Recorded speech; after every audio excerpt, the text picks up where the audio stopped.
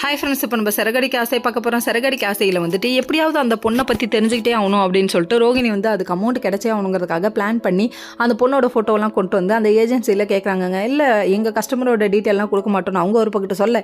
இதெல்லாம் ஒரு பக்கம் இருந்தாலும் 1 year ஆயிடுச்சு மேம், எடுக்க முடியாது அப்படின்னு சொல்லிட்டாங்க. அதுக்கப்புறம் போலீஸ் ஸ்டேஷனில் கம்ப்ளைண்ட் கொடுத்ததோடு அவங்க ஒரு பக்கத்து வந்துட்டாங்க. அதை போய் என்னன்னு விசாரிச்சுட்டு வரலாம்னு சொல்லிட்டு கிளம்பிட்டாங்க.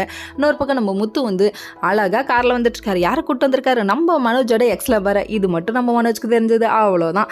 அலையக்கா தூக்கிட்டு போயிடுவார். 27 லட்சம் ஆச்சு, சும்மாவா சொல்லுவாங்க?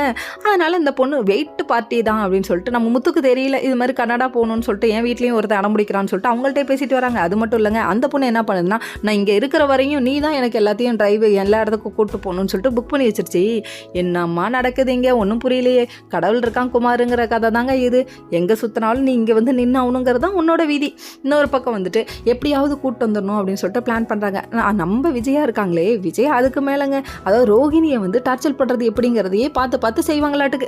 உங்கள் அப்பா ஜெயிலேருந்து சீக்கிரம் வெளியே வரணும், அவங்களுக்கு மலேசிய சொத்து வேணும்ல, அதனால் அவங்க என்ன பண்ணுறாங்கன்னா, நீவா பரிகாரம் செய்யும்னு சொல்லிட்டு விரதம் இருக்கணுங்கிறாங்க. தலையில் மஞ்சள் தண்ணி ஊற்றுறாங்க, புடவையெல்லாம் கட்டி விட்றாங்க. ஐயோ கொடூரமாக இருந்ததெல்லாம் பார்க்க. நம்ம ரோகிணி இருக்காங்களே, ஐயோ என்னடா பண்ணுறது, என்னை இப்படி கஷ்டப்படுத்துறாங்களே அப்படிங்கிற மாதிரி ஆயிடுச்சு. ஏன்னா உழைக்கிற உழைப்புக்கு சாப்பிட்றது நல்லா இருந்தால் தாங்க கரெக்டாக இருக்கும். 12 மணி நேரம் பட்டி கிடக்குறதுலாம் ஐயோ தாங்க முடியாதுப்பா சாமி அப்படின்னு அவங்க நினச்சி ஃபீல் பண்ணுறாங்க.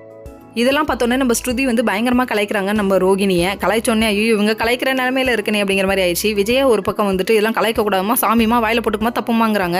முத்துக்கு நம்ம மீனா கால் பண்ணி வந்தே அவனும் கோயிலுக்குன்னு அடம்பிடிக்கிறாங்க. ஓகே ஃப்ரெண்ட்ஸ், நெக்ஸ்ட் வீடியோவில் பார்ப்போம்.